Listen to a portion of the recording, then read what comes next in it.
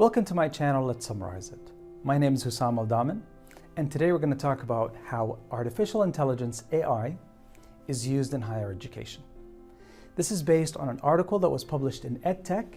The title of the article, Successful AI Examples in Higher Education That Can Inspire Our Future.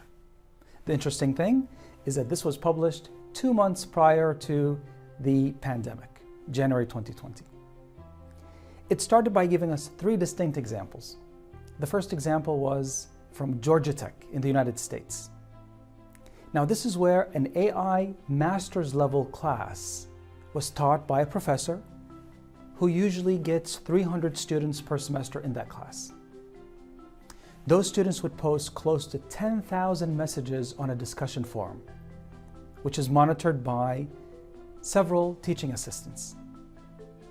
He wanted to put AI into action, so he worked with his team to prepare an artificial intelligence that actually focuses on those questions. The interesting thing is that he said, even if student numbers increase in the class, questions tend to be repeated. The questions tend to look alike. So he created what's known as Jill Watson, which is an artificial intelligence system which was supposed to mimic a human being. They provided Jill with thousands and thousands of questions and their answers from prior semesters. The interesting thing is that students were not aware that Jill was not a real person. They thought that they were interacting with one of the new TAs, teaching assistants.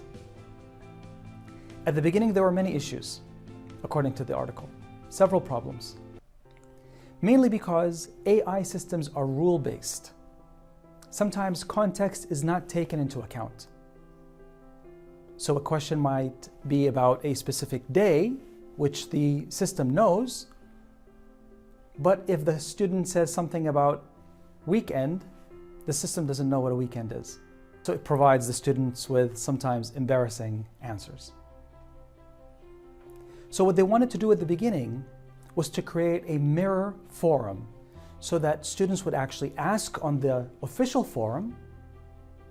Information from there is shifted to this mirror forum where Jill starts to answer. And then the TAs would monitor the mirror forum, and then they try to provide assistance to Jill so that Jill starts learning. With time, Jill became one of the most effective TAs. She answered questions with 97% success rate. She answered them immediately, 24/7. She was so quick that the team had to actually put a time delay on the answer so that students don't get suspicious.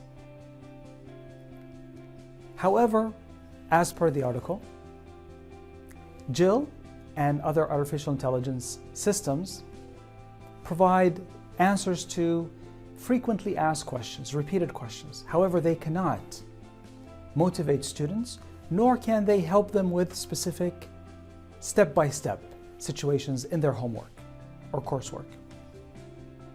But what Jill and others like Jill were able to do was to free the human beings, the other TAs, so that they can actually provide more face-to-face or more human contact assistance to the students. Ashok Goel, the professor that developed this, provided a very interesting talk on TED Talk. I'm going to provide that link in the description so that you can actually take a look and get some more information. The second example was also from Georgia, but this time it's from Georgia State. Now, this is where the university faced a problem, where students would actually enroll in the spring so that they can actually begin classes in the fall. So we're talking high school students that apply to the university in the spring, they're accepted, but they can only begin in the fall. So between the time they're accepted and the time they begin, some of them that just don't show up. This is known as a summer melt, where students change their mind for reasons that became very clear to the university later on. So what the university wanted to do was it wanted to provide information to those students, to talk to them in a way that they understand. It developed a chatbot to provide online conversation with those students. Now, a chatbot is a software used for this kind of conversation. It could be text to text or text to speech, and they often mimic live human agents. Examples of chatbots are available all over the place. For example, the World Health Organization provides something called Health Alert. Kia, the car maker, provides something called Kian that provides also answers to people that have questions about the cars. The university partnered with an education technology company that specializes in something known as conversational AI technology, and they produce a system called Pounce. Pounce communicated with students via smart text messages, and many of the queries that were coming in revolved around the following: placement exams, class registration, financial aid applications. These are pieces of information that students were unable to find. So sometimes, because they cannot get that information, they lose interest.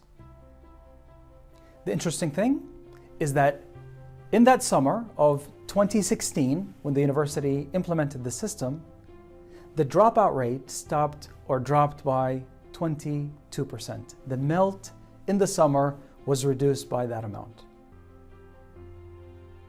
The third example that was provided in the paper is a collaboration between IBM and RPI. Now, this is where they started to say that AI could help in personalizing students' experience. At some point, they believe that AI will have the ability to read the expressions of students behind the screen so that they can see if they understand or don't understand a particular lesson. In terms of this collaboration, the focus was on teaching students a difficult language, Mandarin, Chinese. So they wanted to produce something that was very special. So they got together and they produced something called Cognitive Immersive Room. Now, this is where students can actually have a real life experience through AI, and they can enter a room that can actually look like a Chinese restaurant, a Chinese garden, a Chinese market, and then they can actually ask questions and interact with these people that, of course, are not real. What we know so far is that AI works very well with rule-based subjects because it follows a decision tree. If you want to find out more about this partnership between RPI and IBM, I have left you a link that provides more information about this. Before I leave you, I would like to ask you to take a look at the following. What do you think about artificial intelligence replacing Dr. Husam? If you agree, then the channel will become Let AI Summarize It. That would be funny, Dr. Husam. What do you think? Do you agree? Before we leave, let me give you my opinion and let's hear yours. My take on AI is very simple. I think it's here to stay and it's going to evolve. If we like it or if we don't like it, it's here to stay. However, what we need to do is we need to actually begin the conversation within higher education, not with corporations that are specializing in these items. We need to explain to them exactly what we need so that they can actually help us in filling in these gaps. And at the end of the day, these are systems that are supposed to free up human elements, professors, TAs, counselors, so that they can provide the more important counseling and information to students. Because it's through that cognitive interaction that students learn.